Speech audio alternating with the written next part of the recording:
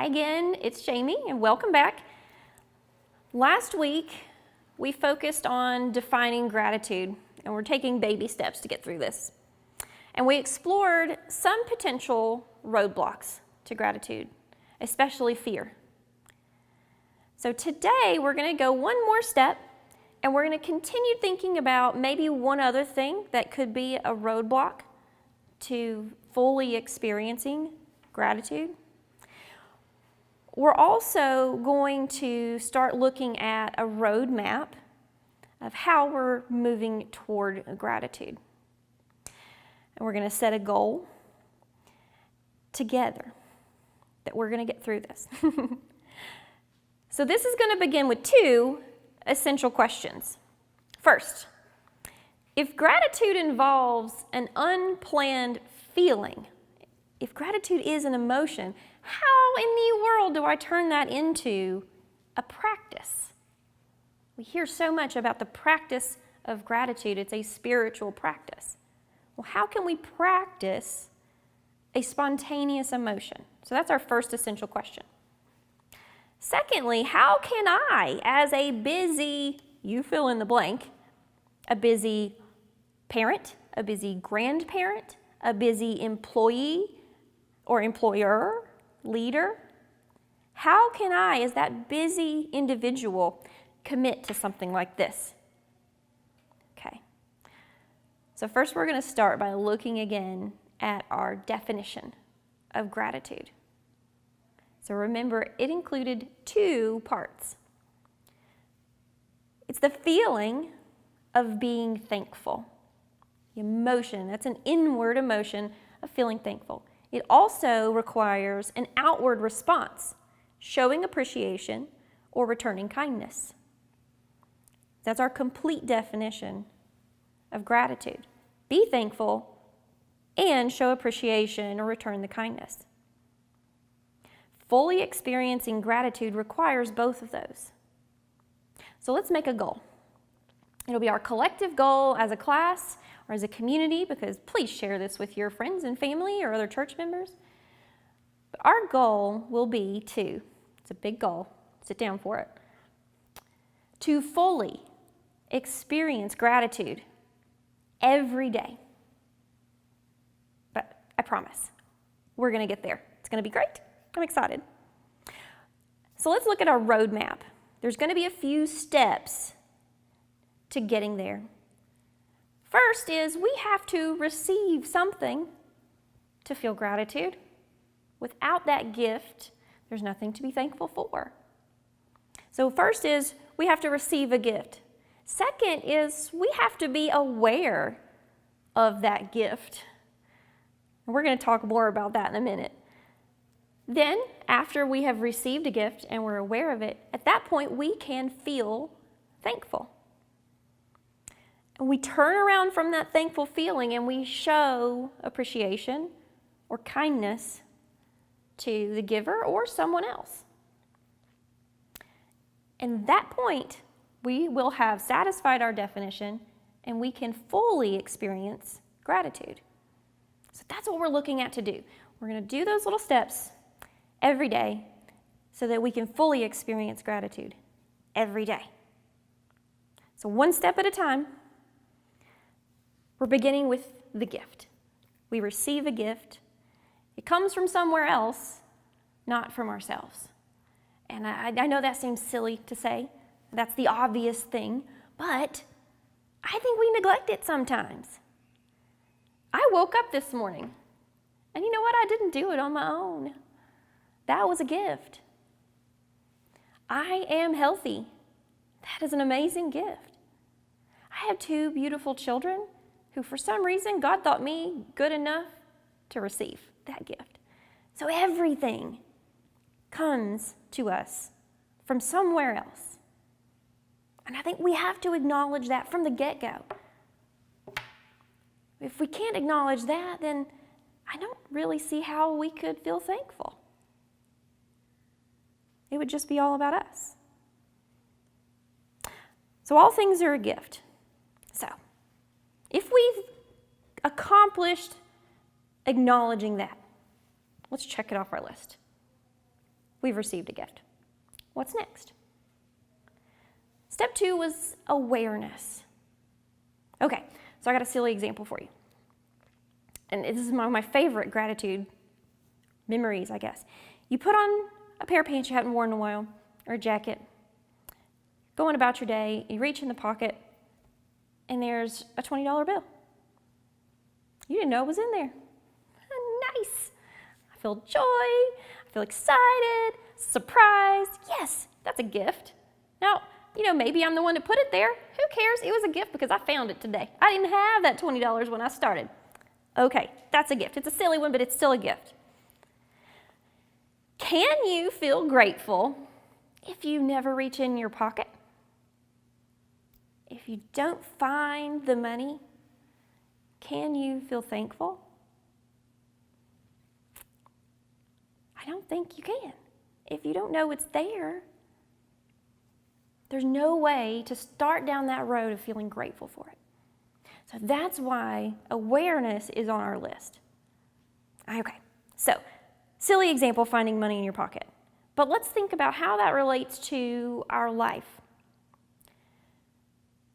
Well, what are the gifts that most certainly do exist, just like that money in your pocket, that you haven't noticed yet? That's where we are. So have you ever thought about waking up as a gift? Have you thought about how maybe that person who cut you off in traffic was saving you from an accident down the road? I mean, maybe they're not, but I like to think of it that way. Or someone does something not so nice to you.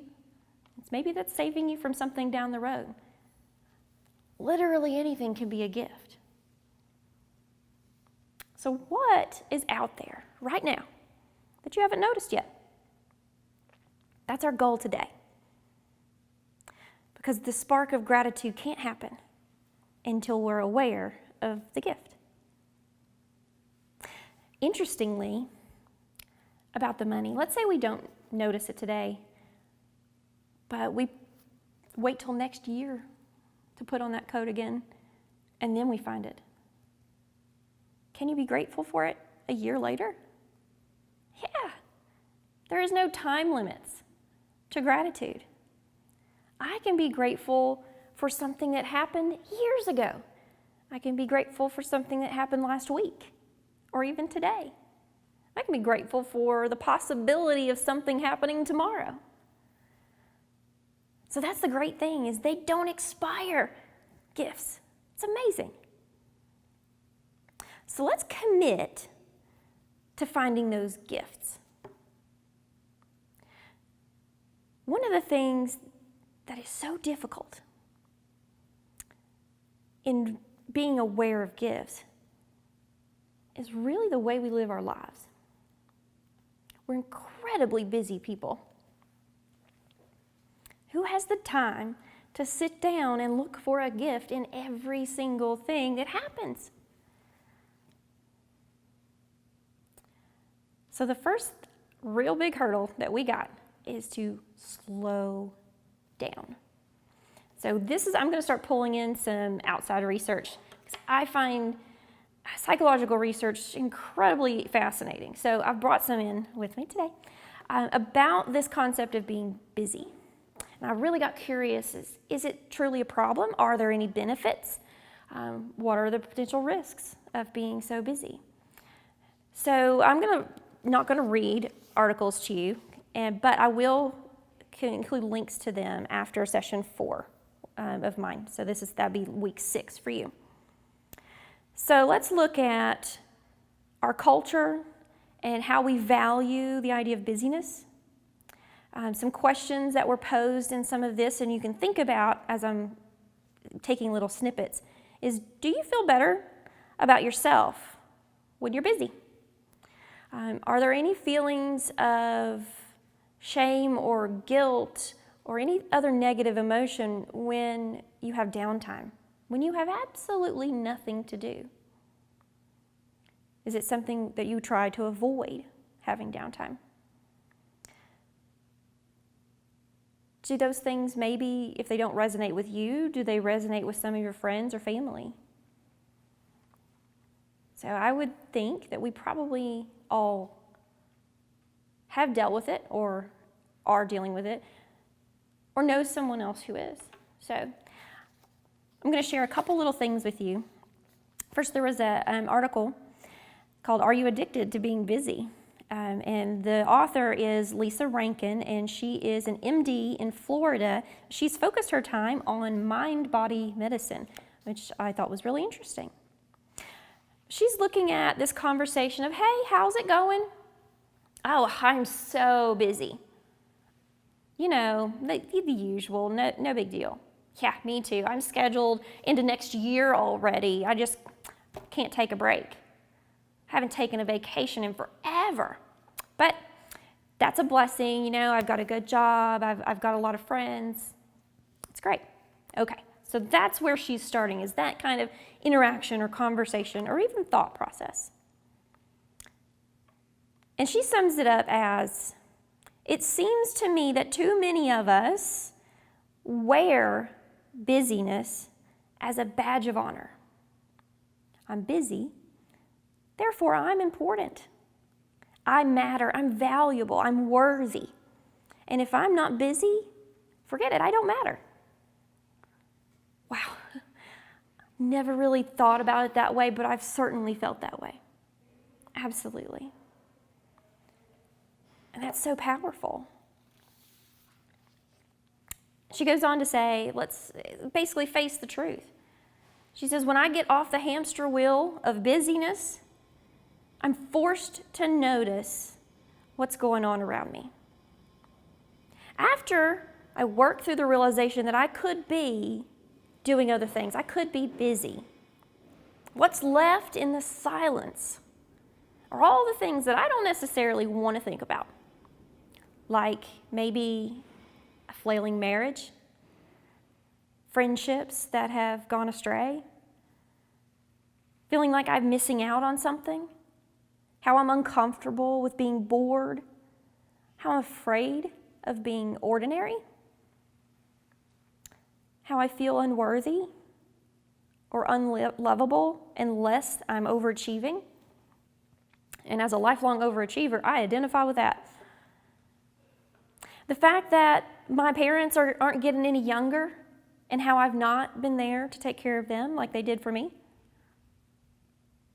Or how I'm uncomfortable with people online caring what I have to say, but that's not really a friendship. So those are some tough things to really sit down with and be okay facing. And the reason that she poses the article as, are you addicted to being busy? She talks about what is addiction. You can be addicted to just about anything these days. You know, maybe there are folks you know that are addicted to things like drugs and alcohol, but how many people do you know that are addicted to their telephone or their computer? That seems to be rampant these days. So addictions can be anywhere. And busyness could actually be an addiction. Are we forcing ourselves to be busy so that we don't have to think about all those things that she mentioned? You know, maybe my husband and I don't have a great relationship and it's easier to just stay busy doing something else. I'm going to focus my attention on my work or my kids or church so I don't have to deal with that. So it actually can rise, it being busyness, rise to the level of an addiction. But she said, what's the cure for an addiction to busyness? Our spirit, feeding our spirit. And for that, we have to let go of all the things that are keeping us busy. Another author, Isabel Bacurn, she's writing about the dangers of being too busy, but also I want to make sure that no, I'm not neglecting the fact that there are actual benefits shown to being busy. They've done psychological research, what I've done my reading, that our brains are actually smarter and more efficient when we're busy. So it's not all bad news. But what's the cost? So the cost is increased stress. So this next author really focuses on chronic stress and what its true effects are. And I thought it was kind of entertaining that she's quoting Johns Hopkins research, which, and it's an actual quote, they call this culture that we have here in America the cult of busyness. So I don't know how you define cult, but I thought that was quite interesting. But the idea was that it is pervasive and unavoidable, and it really can damage our lives. So of course there's physical disadvantages to stress. I'm sure we've heard all about those, but also our relationships suffer because of stress. Our workplaces, I read an article from Forbes that was citing that folks who work extended 60, 70-hour weeks have, I think it was a 43% chance of having an accident. 43% more chance of having an accident than someone who works a 40-hour week. It's crazy. So there are some damaging things, but we feel so busy because that's what our culture says that we have to do. That's how we define success. And if you recall, we talked about some questions last week, how you define success. So we're coming back to that. The busier we are, the more successful we feel. We wear that busyness as the badge of honor, and then we carry that to our children and our grandchildren. And we sign them up for every activity under the sun because busyness is better. So it's so pervasive. We're even doing it to our family members. But we're not present. If our goal is to fully experience gratitude, okay, and gratitude requires we're aware of the gifts, and to be aware we have to slow down. We got to give up the busyness. And I was thinking about going for a walk while I was contemplating what I was going to say these 4 weeks. I went for a walk over at Science Hill High School, and a lot of times I'm walking and there's kids in school. I've got the dog and I'm trying to figure out if she's going to go to the bathroom or not. I've got earphones in, I'm listening to music, and I said, oh wait, I'm just going to go by myself, no phone, no dog. It's a weekend, no kids. There is nothing out there. Just to see what I could see. And I really saw the horizon. I know that sounds really crazy. I really saw the mountains, which have always been special to me. And I thought, my God did not give me a budget motel to live in. He gave me the presidential suite. And while I am in the back of my mind always thankful and always grateful that I get to live in such a beautiful place, why not bring it to the front of my mind by going for a walk? It was easy as that. And that took me 30 minutes. And I'm sure we could figure out how to put down our electronics and get away from other people for a minute and just truly appreciate what you see.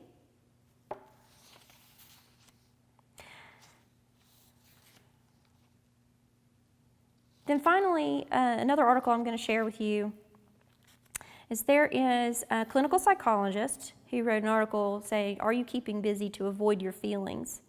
So I'm not going to go into a lot of detail, but she talks about many of us are just piling on commitment after commitment, jam-packing our schedules, and she really believes that it's to avoid dealing with the negative things in our lives. But that's a really good article talking about that. And she even poses that even happiness has become something we avoid, which sounded crazy, so that's really what got me interested.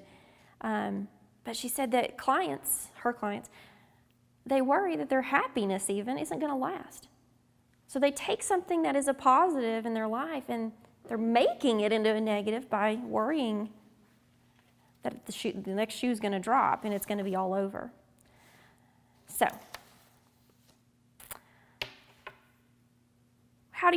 where do you stand on that? How do you think about busyness? Maybe all that was foreign to you, and that is great. I know I've struggled with it. But what does success mean to you? And let's really dive into that and think about, what does it mean to be successful? Does it mean achieving the highest position in a job? Does it mean raising children who are successful? Could be anything. But what defines success? And here's a really important kicker that a lot of times I didn't think about. Does your success or my success depend on the success or failure of another person? And that's could be a touchy subject. Like I said, you don't have to share that with anybody, but I do want you to think about it. So does your definition of success require solitude? Is it me against the world, every man for himself? Does your definition of success include competition or even revenge? Is there anything in your idea of success that could be blocking your ability to feel grateful? The dictionary defines success as accomplishing an aim. It's neither here nor there, good, bad, or indifferent. It's accomplishing your aim or your purpose. So think about this week, what is your aim? What is your purpose? And I know in church we throw around the phrase, God has a plan for my life. What is it? Maybe you know, maybe you don't know. It could be a very specific thing. I am called to be a physician and heal people. It could be, I am called to be a daughter of God who's doing the best I can. But what is your aim? So take the time and figure out, what is my ultimate goal? And what I usually share with my students is a practice from the book 7 Habits of Highly Effective People. I know that book's kind of gone out on the wayside now, but it's a really good goal, and it's called Starting with the End in Mind, I believe. And you think about, close your eyes, and you think for yourself, you're walking into a church, and there's a funeral going on. And you see people you know there, and they're all sad, and they're at the funeral. And you walk up to the front to pay your respects, and it's you. So you decide you're going to sit down and you're going to watch what happens. What do you hope your friends and your loved ones stand up and say about you? What do you hope they don't say about you? It may just be as revealing. And that might be a good way to start thinking about, what is ultimately my aim? What is my purpose? Or think about, what is the one adjective I really hope people think about when they think about me?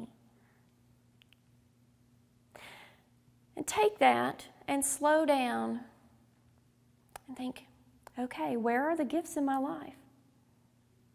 And how can I use those gifts to accomplish that purpose? But it is going to take some sacrifice. So I'm going to give you a few Bible verses to think about this week as you go on that little journey.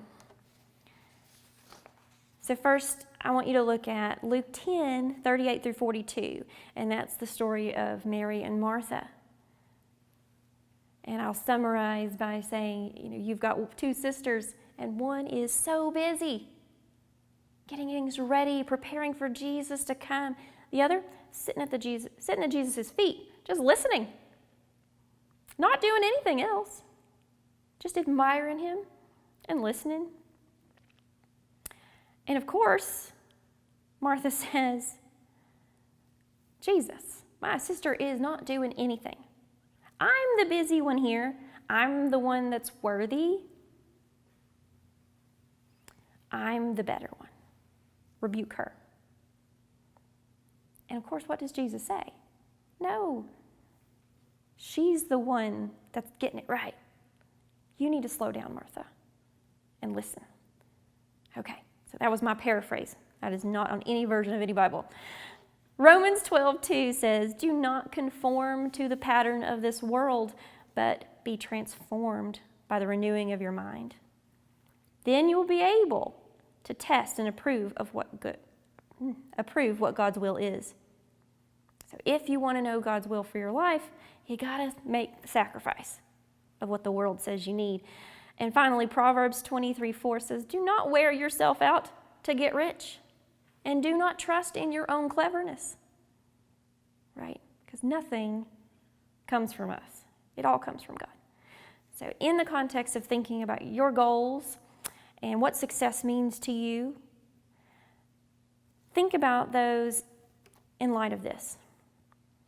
And take Jesus' words to heart and slow down, because he's what really matters. So, will you pray with me? Father, you give us such generous gifts, and we can't deserve any of them, but still you delight in giving them.